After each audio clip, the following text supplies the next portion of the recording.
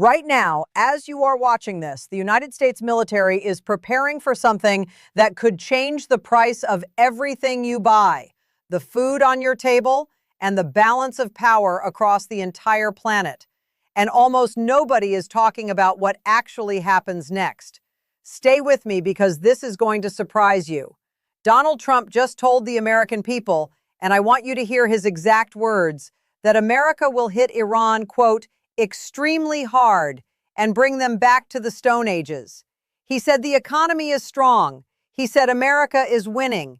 But here is the single most revealing thing about that speech. Leaders who are actually winning never need to say it out loud. That one sentence tells you everything about where this war really stands. If you find this kind of daily deep analysis useful, hit subscribe right now. We break this down every single day so you never fall behind. So let's ask the question nobody in mainstream media is willing to ask. What actually happens if American boots hit Iranian ground? Not the press briefing version, the real version. Because Iran is not Iraq, it is not Afghanistan. Iran is 4 times the size of Iraq, with 90 million people, and terrain so brutal that military strategists call it a natural fortress. The Zagros Mountains run the entire western border, the most obvious invasion route, and they are perfect for guerrilla warfare. Drones vanish into those peaks. Supply convoys get swallowed. American helicopters become targets the moment they cross that ridgeline. Attack from the east, and you face some of the most punishing desert on Earth. Attack from the south, and you face mountains again, plus a coastline that Iran has spent 25 years mining with precision. This is not speculation. This is geography. And geography does not negotiate.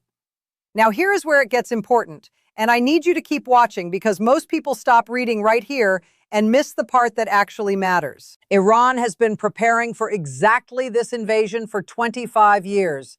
Not 5, not 10, 25 years. They have underground missile bases buried so deep that America's satellite imagery has not found all of them. In this air war, Iran has only used one cluster of those bases. There are dozens more sitting silent underground, fully stocked, waiting. Every American tank that rolls in becomes a target. Every fuel truck, every supply ship anchored in the Persian Gulf. This is precisely the pattern from Vietnam, from Afghanistan, from Iraq after the initial push. America wins the first punch every single time. It is the fight after the first punch that has ended every one of those wars in withdrawal. And Iran has studied every one of those withdrawals with a textbook and a highlighter. But here is what most analysts completely miss, and this is the part that will make you rethink everything you thought you knew about what Trump is actually doing. What happens the moment ground troops cross into Iran? Iran mines the Strait of Hormuz. And the Strait of Hormuz is not just about oil. Yes, oil spikes to $200 a barrel. JP Morgan has already said the world could run out of oil supply within weeks if this escalates fully. But it is not just oil flowing through that strait. Phosphate, ammonium, sulfur. These are the raw ingredients of fertilizer. Stop the fertilizer and farmers across Europe, Asia, and Africa cannot plant their next crop. That is not a gas price problem. That is a food shortage.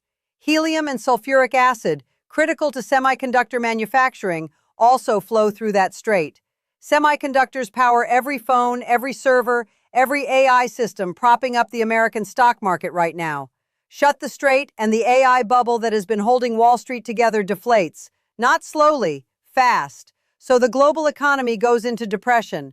Not a rough quarter, a depression. And here is where the analysis takes a turn that sounds almost too calculated to be real. Ask yourself, who benefits when Middle Eastern oil stops flowing? The world does not stop needing energy, it finds it somewhere else.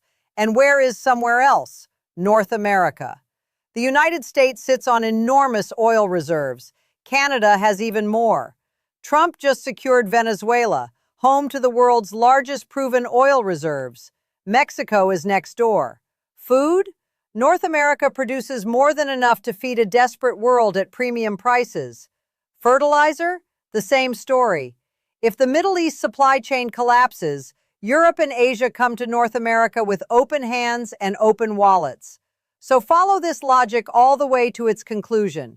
America starts a war it cannot win militarily. The Middle East destabilizes. The old petrodollar system, which has kept the U.S. dollar as the world's reserve currency since 1973, begins to crack. Global debt confidence in America wobbles. And in that vacuum, North America becomes the most self-sufficient, resource-rich fortress on Earth. Trump has already been building this. Greenland for Arctic access, Canada absorbed into the economic bloc, Venezuela's oil secured, the Panama Canal back under pressure. Peter Hegseth called it the Greater North America Strategy. What Trump is actually building, whether you support him or despise him, looks less like a random man causing chaos and more like a deliberate demolition of the old global order so a new one can be built on North American terms. This is the same playbook Vladimir Putin used in Ukraine. Everyone said Russia was losing, the economy was suffering, the soldiers were dying, and yet Russian industrial production went up. Military manufacturing exploded. Russia restructured itself into a war economy while the West waited for it to collapse. The intellectual framework behind all of this traces back to a Russian philosopher named Alexander Dugin, who argued in 1996 that the Western liberal order would eventually collapse under its own weight, and that the wise move was not to save it, but to position yourself to outlast it. Putin read that book, and from everything Trump is now doing, the resource consolidation, the border militarization, the retreat from global policing, it looks very much like Trump read the same chapter. Now let me be clear about what this means in human terms. Because strategy and game theory are easy to discuss in the abstract, the people who pay the heaviest price in every scenario, the ground invasion that drags on, the economic collapse, the food shortages, the currency crisis, are not the strategists. They are Iranian civilians. They are families in sub-Saharan Africa who cannot afford food at $200 oil prices. They are workers in every country whose savings evaporate when the global financial system resets. Grand strategy always has a human cost, and that cost is never distributed equally. There are two scenarios from here. In the first, America loses the ground war, which the terrain, the logistics, and 25 years of Iranian preparation all point toward, and withdraws after years of casualties. The petrodollar weakens. The old American empire recedes from the Middle East, but North America, sitting behind two oceans with oil, food, and water, emerges as the most stable power block in an unstable world. In the second, America grinds through a long war of attrition, the Ukraine model, and the same restructuring happens more slowly, with more suffering along the way. Both roads lead to the same destination. The old global order ends. North America consolidates. The rest of the world scrambles to adapt.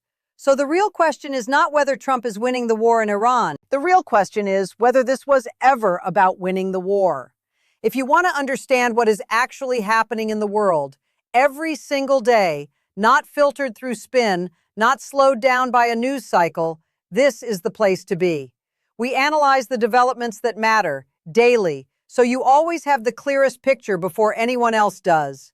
If that is the kind of reporting you want, subscribe right now. It takes 2 seconds, and it means you never walk into tomorrow's news cycle blind.